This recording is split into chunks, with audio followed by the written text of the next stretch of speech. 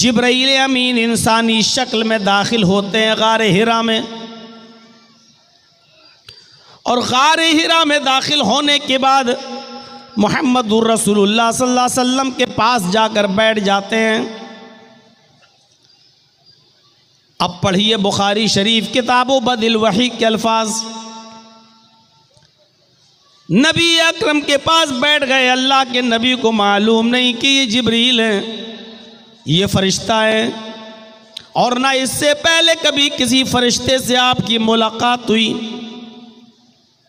अचानक इंसानी शक्ल में आया जिब्राईल, और आने के बाद मुहम्मदुर रसूलुल्लाह के पास बैठ गया और बैठकर कहने लगा, इक़रा या मोहम्मद,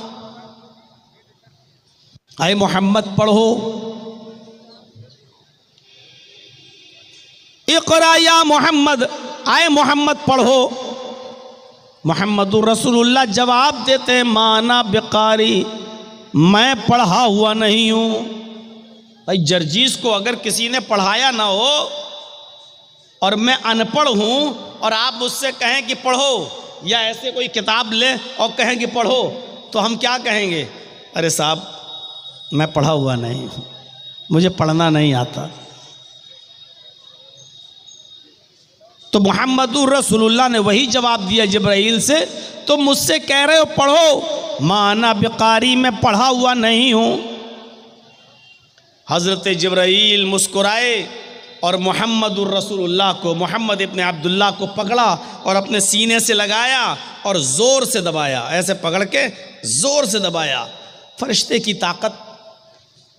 अल्लाह के नबी फरमाते हैं, जब जिब्रील ने मुझे अपने सीने से दबोचा और कस के जब दबाया, प्रेस किया मुझे, लक़द खशीतु अला नफ्सी, मुझे ऐसा महसूस हुआ कि कहीं मेरी जान न निकल जाए, कहीं मेरी जान न चली जाए। इतनी तेज़ दबाया और छोड़ दिया। और छोड़ने के बाद कहा, फिर वही सवाल, इक़रा या मोहम्मद, आए मोहम्मद पढ़ो।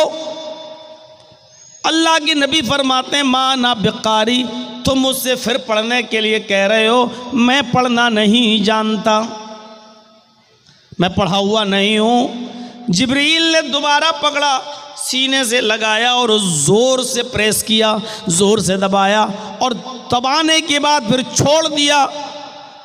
अल्लाह के नबी फरमाते हैं, दोबारा जब दबाया तब भी मुझे ऐसा लगा कहीं मेरी जान न चली जाए। फिर छोड़ दिया, छोड़ने के बाद फिर वही सवाल।